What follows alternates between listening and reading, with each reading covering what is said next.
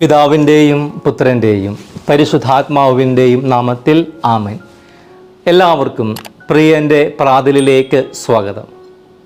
യേശുവിൽ പ്രിയം നിറഞ്ഞവരെ, ഈ കഴിഞ്ഞ നാളുകളായിട്ട് പത്രമാധ്യമങ്ങൾ എല്ലാം തന്നെ തുടർച്ചയായിട്ട് റിപ്പോർട്ട് ചെയ്തുകൊണ്ടിരിക്കുന്ന ഒരു വാർത്തയാണ് ബഹിരാകാശ നിലയത്തിൽ കുടുങ്ങിക്കിടക്കുന്ന സുനിത വില്യംസും ബാരി വിൽമോറിനെ കുറിച്ച്. വെറും 8 ദിവസത്തെ ദൗത്യത്തിനായിട്ട് പോയ അവർ ഏകദേശം 2 മാസമായിട്ട് ബഹിരാകാശ നിലയത്തിൽ കുടുങ്ങിക്കിടക്കുന്ന അവസ്ഥയിലാണ്. ഇന്ത്യൻ വംശജയും അതുപോലെ തന്നെ ബഹിരാകാശ യാത്രികയുമായിട്ടുള്ള സുനിത വില്യംസും സഹയാത്രികൻ ബാരി വിൽമോറും ഈ കഴിഞ്ഞ ജൂൺ 5 ബോയിങ് സ്റ്റാർലൈനർ എന്ന പേടകത്തിൽ നിലയത്തിലേക്ക് എത്തിച്ചേർന്നത്. ജൂൺ 13 മടങ്ങുവാനായിട്ടായിരുന്നു അവരുടെ പദ്ധതി. എന്നാൽ ഈ പുതിയ പേടകം മുൻപ് ISSലേക്ക് 2 യാത്രകൾ നടത്തിയിട്ടുണ്ടെങ്കിലും മനുഷ്യരെ വഹിച്ചുകൊണ്ടുള്ള ആദ്യ പരീക്ഷണത്തിൻ്റെ ഭാഗമായിരുന്നു ഈ യാത്ര. പുതിയ ബഹിരാകാശ പേടകം കൂടുതൽ പതിവായിട്ട് ഉപയോഗിക്കുന്നതിന് മുമ്പ് അത് എങ്ങനെ പ്രവർത്തിക്കുന്നുവെന്ന് കാണുവാൻ രൂപകൽപ്പന ചെയ്ത ഒരു പരീക്ഷണമായിരുന്നു ഈ യാത്ര. വിക്ഷേപണത്തിന് മുൻപ് സാങ്കേതിക തകരാറ് കണ്ടെത്തിയതിനെ തുടർന്ന് പലതവണ യാത്ര മാറ്റിവെച്ചിരുന്നു. ഇപ്പോൾ വീണ്ടും ചില സാങ്കേതിക പ്രശ്നങ്ങൾ കാരണമാണ് അവർക്ക് അന്താരാഷ്ട്ര ബഹിരാകാശ നിലയത്തിൽ നിന്ന് മടങ്ങുവാനായിട്ട് സാധിക്കാത്തത്. എന്താണ് ഈ ബഹിരാകാശ നിലയം? ബഹിരാകാശത്ത് മനുഷ്യനെ താമസിപ്പിച്ചുകൊണ്ട് ഗവേഷണങ്ങൾക്കും ഭൗമ നിരീക്ഷണത്തിനും സഹായിക്കുന്ന പേടകമാണ് അന്താരാഷ്ട്ര ബഹിരാകാശ നിലയം, ഇൻ്റർനാഷണൽ സ്പേസ് സ്റ്റേഷൻ. 1998 ഇതിൻ്റെ നിർമ്മാണം തുടങ്ങിയത്. 2000 നവംബർ മാസത്തോടെ മുഴുവൻ സമയ നിലയത്തിൽ മനുഷ്യ സാന്നിധ്യമുണ്ട്. ഭൂമിയിൽ നിന്നും 400 കിലോമീറ്റർ അകലെയാണ് ഈ നിലയം. 6 മുതൽ 7 ബഹിരാകാശ സഞ്ചാരികൾക്ക് ഇവിടെ ഏത് സമയം താമസിക്കാം. America, Russia, Japan, Canada, Europe എന്നീ രാജ്യങ്ങളാണ് ഇതിന് പിന്നിൽ പ്രവർത്തിച്ചത്. ഒരു ഫുട്ബോൾ മൈതാനത്തിൻ്റെ വലിപ്പവും 2 ബോയിങ് 747 ജെറ്റുകളുടെ വ്യാപ്തിയും ഭൂമിയിൽ ഏകദേശം 0.45 ദശലക്ഷം കിലോഗ്രാം ഭാരവുമുണ്ട് ഈ നിലയത്തിന്. ലോകത്തിലെ ഏറ്റവും ചെലവേറിയ മനുഷ്യനിർമ്മിത വസ്തുവാണിത്. $100 ബില്യണിലധികം അതിൻ്റെ ആകെ ചെലവ്. എന്നാൽ ഇതിൻ്റെ കാലാവധി കഴിഞ്ഞതിനാലും സുരക്ഷാ കാരണങ്ങളാലും ഈ നിലയത്തിൻ്റെ പ്രവർത്തനം അവസാനിപ്പിക്കുവാൻ നാസ തീരുമാനിച്ചിരിക്കുകയാണ്. നാസയും അതിൻ്റെ അന്താരാഷ്ട്ര പങ്കാളികളും 2030 ഈ നിലയം ഡീകമ്മീഷൻ ചെയ്യുവാനും വിദൂര ഭാഗത്ത് സുരക്ഷിതമായിട്ട് സംസ്കരിക്കുവാനൊക്കെയായിട്ട് പദ്ധതി ഇട്ടിരിക്കുകയാണ്. മനുഷ്യനിർമ്മിതമായ എല്ലാ വസ്തുക്കളും, എല്ലാ കാര്യങ്ങൾക്കും ഒരു കാലഹരണ തീയതിയുണ്ട്, അതായത് ഒരു എക്സ്പയറി ഡേറ്റ് ഉണ്ട്. വേണമെങ്കിൽ ഇങ്ങനെയും പറയാം, സൃഷ്ട വസ്തുക്കൾക്കെല്ലാം ഒരു കാലാവധിയുണ്ട്, ഒരു എക്സ്പയറി ഡേറ്റ് ഉണ്ട്. മനുഷ്യൻ്റെ ശരീരത്തിനും ഒരു എക്സ്പയറി ഡേറ്റ് ഉണ്ട്, അവൻ്റെ ആത്മാവ് ഒഴികെ. കാരണം ആത്മാവിന് എക്സ്പയറി ഡേറ്റ് ഇല്ല, ആത്മാവിന് കാലാവധിയില്ല, ആത്മാവ് ഒരിക്കലും നശിക്കുന്നില്ല, എന്നേക്കും നിലകൊള്ളുന്നു. ഈ ദൈവിക രഹസ്യം വെളിപ്പെടുത്തി തരികയാണ് ഈശോ ഇന്നത്തെ സുവിശേഷത്തിലൂടെ. വിശുദ്ധ കുർബാനയെക്കുറിച്ചുള്ള പ്രബോധനത്തിലൂടെ വളരെ വലിയൊരു ദിവ്യമായിട്ടുള്ള രഹസ്യം ഈശോ നമുക്ക് പറഞ്ഞു തരികയാണ്. നമുക്കെല്ലാവർക്കും നിത്യജീവനുണ്ടെന്നുള്ള സത്യം വിശുദ്ധ കുർബാന സ്വീകരിക്കുന്നവർക്ക് ഈശോ നൽകുന്ന വലിയ സമ്മാനമാണ് നിത്യജീവൻ. കഴിഞ്ഞ ഞായറാഴ്ച വചനത്തിൽ നമ്മൾ കാണുകയുണ്ടായി, ഈശോ നമ്മളിൽ നിന്നും വിശ്വാസം ആവശ്യപ്പെടുന്നതായിട്ട്. നിത്യജീവന് വേണ്ടിയിട്ട് യേശുവിൻ്റെ ഉപദേശം വിശ്വസിക്കുക എന്നതായിരുന്നു. എന്നാൽ യേശുവിൻ്റെ പഠനം, അവിടുത്തെ പ്രബോധനം ഒരു പടി കൂടി ഇന്നത്തെ വചനഭാഗത്ത് പുരോഗമിക്കുകയാണ്. അവിടുത്തെ ശരീരവും ഭക്ഷിക്കുകയും രക്തം പാനം ചെയ്യുകയും ചെയ്യുന്നവരാണ് നിത്യജീവനും പ്രാപിക്കുക എന്നാണ് അവിടുന്ന് പഠിപ്പിക്കുന്നത്. എന്താണ് നിത്യജീവിതം അഥവാ നിത്യജീവൻ? ക്രൈസ്തവ പാരമ്പര്യമനുസരിച്ച് നിത്യജീവിതം എന്നത് മരണാന്തര ജീവിതത്തെ സൂചിപ്പിക്കുന്നു. അപ്പോസ്തലന്മാരുടെ വിശ്വാസ പ്രമാണത്തിൽ നമ്മൾ ഇങ്ങനെ ഏറ്റുപറയുന്നു: മരിച്ചവരുടെ ഉയർപ്പും വരാനിരിക്കുന്ന യുഗത്തിലെ ജീവിതവും ഞാൻ പ്രതീക്ഷിക്കുകയും ചെയ്യുന്നു.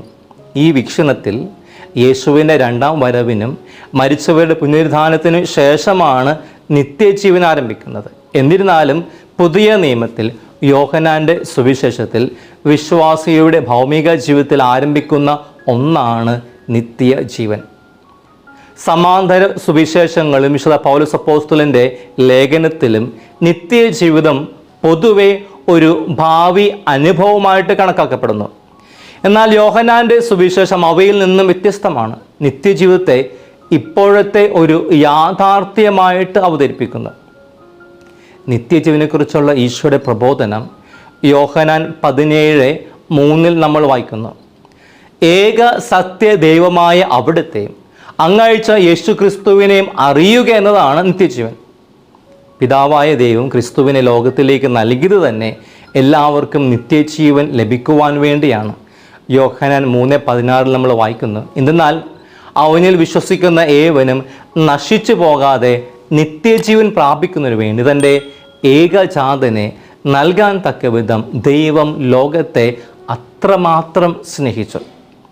മറ്റൊരിക്കൽ നിത്യജീവൻ കരസ്ഥമാക്കുവാൻ എന്ത് ചെയ്യണമെന്ന് ഈശോ പറഞ്ഞു വെക്കുന്നുണ്ട്. മത്തായി 19:16 നമ്മൾ കാണുന്നു. ഒരാൾ യേശുവിനെ സമീപിച്ച് ചോദിച്ചു, ഗുരു, നിത്യജീവൻ പ്രാപിക്കുവാൻ ഞാൻ എന്ത് നന്മയാണ് പ്രവർത്തിക്കേണ്ടത്? തുടർന്ന് ഈശോ കൽപ്പനകൾ പാലിക്കുവാൻ വേണ്ടിയിട്ട് ആ യുവാവിനോട് ആവശ്യപ്പെടുന്നു. ഒപ്പം നിത്യജീവൻ കരസ്ഥമാക്കുവാൻ തടസ്സമായിട്ട് നിലകൊള്ളുന്ന അവൻ്റെ അതിയായ സമ്പത്തിനെയും കുറിച്ചും ഈശോ സൂചന നൽകുന്നുണ്ട്. പ്രിയപ്പെട്ടവരെ, ചുരുക്കത്തിൽ ഭൂമിയിൽ ആരംഭിച്ച് സ്വർഗത്തിൽ തുടരുന്ന ഒരു ജീവിത അവസ്ഥയാണ് നിത്യജീവിതം അഥവാ നിത്യജീവൻ. ഈ നിത്യജീവൻ സ്വന്തമാക്കുവാൻ, കരസ്ഥമാക്കുവാനുള്ള മാർഗമാണ് ഇന്ന് വചനത്തിലൂടെ ഈശോ പറഞ്ഞു വെക്കുന്നത്. അവിടുത്തെ ശരീരം ഭക്ഷിക്കുകയും രക്തം പാനം ചെയ്യുകയും ചെയ്യുന്നവരാണ് നിത്യജീവൻ പ്രാപിക്കുക എന്നാണ് അവിടുന്ന് പഠിപ്പിക്കുന്നത്. വിശുദ്ധ കുർബാന അതിനാൽ തന്നെ നിത്യജീവൻ്റെ ഉറവിടമാണ്. കത്തോലിക്ക സഭയുടെ മതബോധന ഗ്രന്ഥം 1324 ഖണ്ഡികയിൽ ഇപ്രകാരം നിർവചിക്കുന്നു: വിശുദ്ധ കുർബാന ക്രൈസ്തവ ജീവിതത്തിൻ്റെ ആകെ ഉറവിടവും അത്യുച്ച സ്ഥാനവുമാണ്. മറ്റു കൂദാശകളും സഭപരമായിട്ടുള്ള എല്ലാ ശുശ്രൂഷകളും പ്രേക്ഷിത പ്രവൃത്തികളും കുർബാനയോട് ബന്ധപ്പെട്ടിരിക്കുന്നു, അതിലേക്ക് തിരിഞ്ഞിരിക്കുകയും ചെയ്യുന്നു. അങ്ങനെ നമ്മുടെ ആധ്യാത്മിക ജീവിതത്തിൻ്റെ, നിത്യജീവിതത്തിൻ്റെ ഉറവിടവും അത്യുച്ച സ്ഥാനവുമാണ് വിശുദ്ധ കുർബാന. ഈ സത്യം മനസ്സിലാക്കിക്കൊണ്ടാണ് വാഴ്ത്തപ്പെട്ട കാർലോ എക്വിറ്റിസ് ഇപ്രകാരം പറഞ്ഞത്: the Eucharist is my highway to heaven. വിശുദ്ധ കുർബാന സ്വർഗത്തിലേക്കുള്ള ഹൈവേയാണ്. വിശുദ്ധ കുർബാന കാർലോയുടെ ജീവിതത്തിൻ്റെ കേന്ദ്രവും ആത്മീയ ശക്തിയുടെ ഉറവിടവുമായിരുന്നു. അതിനാൽ തന്നെയാണ് വെറും 15 വയസ്സ് മാത്രം പ്രായമുള്ള ബാലനായിട്ടുള്ള കാർലോ ഇങ്ങനെ പറഞ്ഞത്: വിശുദ്ധ കുർബാന സ്വർഗത്തിലേക്കുള്ള ഹൈവേ ആണെന്ന് ഞാൻ കൂട്ടിച്ചേർക്കുവാനായിട്ട് ആഗ്രഹിക്കുകയാണ്. വിശുദ്ധ കുർബാന സ്വർഗത്തിലേക്കുള്ള ഹൈവേ ആണ്, ഒപ്പം നിത്യജീവനിലേക്കുള്ള പാതയാണ്. ചിലർക്കെല്ലാം ഇന്ന് നിത്യജീവൻ എന്ന ചിന്ത തന്നെയില്ല. Eat, drink and make merry. തിന്നുക, കുടിക്കുക, ആനന്ദിക്കുക എന്ന ചാർവക തത്വശാസ്ത്രമാണ് ജീവിതത്തിൽ പലർക്കും ഇന്നുള്ളത്. ഇത്തരം കെണിയിൽ വീഴാതെ സൂക്ഷിക്കുവാനൊക്കെയായിട്ട് നമുക്ക് സാധിക്കട്ടെ. വിശുദ്ധ കുർബാനയുടെ ഈ സത്യം മനസ്സിലാക്കിക്കൊണ്ട് വിശുദ്ധ കുർബാനയെ സ്നേഹിച്ച ഒരു വ്യക്തിയാണ് കാർലോ. ലണ്ടനിലാണ് കാർലോ ജനിച്ചത്, എന്നാൽ പിന്നീട് വളർന്നതെല്ലാം ഇറ്റലിയിലാണ്. കാർലോ എന്നും വിശുദ്ധ കുർബാനയിൽ പങ്കെടുത്തിരുന്നു. വിശുദ്ധ കുർബാനയ്ക്ക് മുൻപ് അല്ലെങ്കിൽ ശേഷം എന്നും ദിവ്യകാരുണ്യ സന്നിധിയിൽ അരമണിക്കൂർ ചെലവഴിക്കുമായിരുന്നു. എന്നും അരമണിക്കൂർ ദിവ്യകാരുണ്യ ആരാധന നടത്തുമായിരുന്നു. അതുപോലെ തന്നെ എന്നും ജപമാല ചൊല്ലുമായിരുന്നു. കാർലോയുടെ വിശ്വാസ ജീവിതം കണ്ടിട്ട് അധികം വിശ്വാസമില്ലാതിരുന്ന കാർലോയുടെ അമ്മ കൂടുതൽ വിശ്വാസ ജീവിതത്തിലേക്ക് കടന്നു വന്നു. അതുപോലെ തന്നെ കാർലോയുടെ വീട്ടിലെ അക്രൈസ്തവനായിട്ടുള്ള വീട്ടുജോലിക്കാരൻ കാർലോയുടെ ജീവിതം കണ്ടിട്ട് മാമോദിസ സ്വീകരിച്ച് ക്രിസ്തു ശിഷ്യനായിട്ട് മാറി. വിശുദ്ധ കുർബാനയോടുള്ള സ്നേഹത്താൽ കമ്പ്യൂട്ടർ ഗെയിമിൽ വിദഗ്ധനായിട്ടുള്ള കാർലോ കത്തോലിക്ക സഭ അംഗീകരിച്ച 180-ലധികം ദിവ്യകാരുണ്യ അത്ഭുതങ്ങളുടെ ഒരു വെബ്സൈറ്റ് തന്നെ നിർമ്മിച്ചു. വിശുദ്ധ കുർബാനയെ സ്നേഹിച്ച ഈ ബാലൻ 15ാമത്തെ വയസ്സിൽ ലുക്കമിയ ബാധിച്ച് മരണമടഞ്ഞു. തൻ്റെ സഹനങ്ങളെല്ലാം കാർലോ പാപ്പയ്ക്ക് വേണ്ടിയും തിരുസഭയ്ക്ക് വേണ്ടിയും കാഴ്ചവെച്ചു. വാഴ്ത്തപ്പെട്ട പദവിയിലേക്ക് ഉയർത്തപ്പെട്ട കാർലോ അധികം വൈകാതെ ഒരു ന്യൂജൻ വിശുദ്ധനായിട്ട് ഫ്രാൻസിസ് പാപ്പ പ്രഖ്യാപിക്കുന്നതായിരിക്കും. വിശുദ്ധ കുർബാന സ്വീകരിക്കുന്നവർക്ക് അവിടുത്തെ ശരീരം ഭക്ഷിക്കുകയും രക്തം പാനം ചെയ്യുകയും ചെയ്യുന്നവർക്ക് ഈശോ നൽകുന്ന രണ്ടാമത്തെ ദാനമാണ്, രണ്ടാമത്തെ ഫലമാണ് യേശുവുമായിട്ടുള്ള സഹവാസം. അതായത് പരസ്പര ഐക്യത്തിൽ നമ്മെ വളർത്തും. യോഹന്നാൻ 6:56 നമ്മൾ വായിക്കുന്നുണ്ട്, എൻ്റെ ശരീരം ഭക്ഷിക്കുകയും എൻ്റെ രക്തം പാനം ചെയ്യുകയും ചെയ്യുന്നവൻ എന്നിലും ഞാൻ അവനിലും വസിക്കുന്നു. വിശുദ്ധ കുർബാന സ്വീകരിക്കുന്നതിലൂടെ നമ്മുടെ അയോഗ്യത ഒന്നും പരിഗണിക്കാതെ അവിടുന്ന് നമ്മിലേക്ക് കടന്നു വന്ന് പരസ്പര സഹവാസം എന്ന ഫലം സാധ്യമാക്കി തരുന്നു. അങ്ങനെ യേശുവുമായിട്ടുള്ള പരസ്പര സഹവാസം ദൈവ ഐക്യത്തിലേക്ക് നമ്മെ എത്തിക്കും. വലിയൊരു ദാനമാണത്, ദൈവ കൃപയാണത്. മൂന്നാമതായിട്ട്, യേശുവിൻ്റെ ശരീരം ഭക്ഷിക്കുകയും രക്തം പാനം ചെയ്യുകയും ചെയ്യുന്നവർക്ക് യേശു നൽകുന്ന മൂന്നാമത്തെ ദാനമാണ്, ഫലമാണ് ഉത്ഥാനം. ഉത്ഥാനമാണ് ജീവൻ്റെ അപ്പം ഭക്ഷിക്കുന്നവൻ ആസ്വദിക്കുന്ന മറ്റൊരു ഫലം.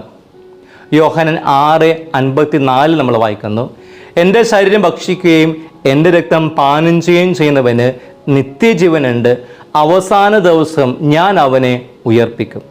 അങ്ങനെ പരിശുദ്ധ കുർബാന യേശുവിൻ്റെ കൂടെയുള്ള നമ്മുടെ പുനരുത്ഥാനത്തിന് അച്ചാരമായിട്ട് മാറുന്നു. പ്രിയപ്പെട്ടവരെ, ഈ ലോകത്തിൽ എല്ലാം ക്ഷണികമാണ്. എല്ലാത്തിനും ഒരു എക്സ്പയറി ഡേറ്റ് ഉണ്ട്, നമ്മുടെ ആത്മാവ് ഒഴികെ. ആയതിനാൽ ആത്മാവിൻ്റെ ഭോജനമായ നിത്യജീവൻ നൽകുന്ന, യേശുവിൻ്റെ സഹവാസം നൽകുന്ന, ശരീരത്തിൻ്റെ ഉത്ഥാനം നൽകുന്ന വിശുദ്ധ കുർബാനയെ സ്നേഹിക്കുന്നവരാകുവാൻ തിരുസഭ നമ്മെ ക്ഷണിക്കുകയാണ്. വാഴ്ത്തപ്പെട്ട കാർലോയെ പോലെ നമുക്കും വിശുദ്ധ കുർബാനയെ സ്നേഹിക്കുന്നവരാകുവാനൊക്കെയായിട്ട് പരിശ്രമിക്കാം. അങ്ങനെ നമ്മുടെ ജീവിതം മറ്റുള്ളവർക്ക് ഒരു മാതൃകയായിട്ട് മാറട്ടെ, സാക്ഷ്യമായിട്ട് തീരട്ടെ. ഓർക്കാം, എല്ലാം ക്ഷണികമാണ്. നിത്യജീവൻ്റെ ഉറവിടമായ ദൈവം മാത്രമാണ് സ്ഥായിയായിട്ടുള്ളത്. ആമേൻ.